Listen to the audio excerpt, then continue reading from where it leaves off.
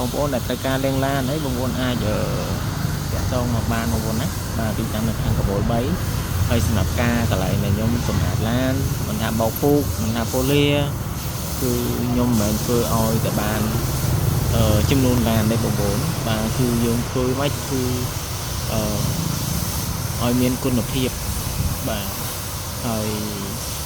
យើងមិនមែននិយាយតែមាត់បាទហើយយើងអត់បានធ្វើសកម្មភាពទេគឺយើងធ្វើទាំងអស់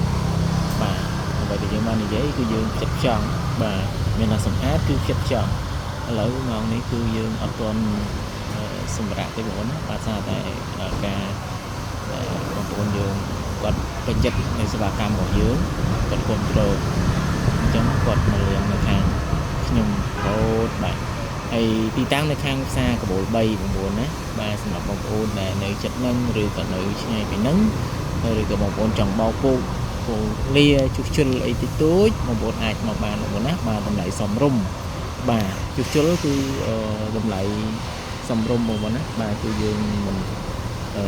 កោភ្ញៀវទេបាទហើយបើសិនជាភ្ញៀវគាត់ចង់ទិញគ្រឿងរបស់គាត់យកឲ្យយើងដាក់ឲ្យក៏បានបាទហើយកន្លែងរបស់ខ្ញុំនេះគឺមានទាំងសេវាកម្មបដូរប្រេងម៉ាស៊ីនបងប្អូនណាបាទបដូរប្រេងម៉ាស៊ីនបាទគឺយើងមានប្រេងម៉ាស៊ីនបាទស្តង់ដាបងប្អូនណាបាទលក្ខណៈស្តង់ដា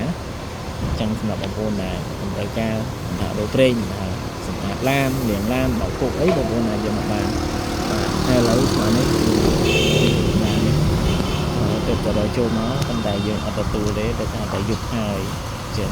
បាទយើងសុំស្អែកអញ្ចឹងមានប៉ុណ្ណឹងបងប្អូនបាទអរគុណច្រើនបងប្អូនហើយបងប្អូនចូលចិត្តយើងជួយ like ជួយ share គ្នាបាទដើម្បីឆាប់បាន view ដើម្បីទទួលបានលុយពី YouTube បាទអរគុណច្រើន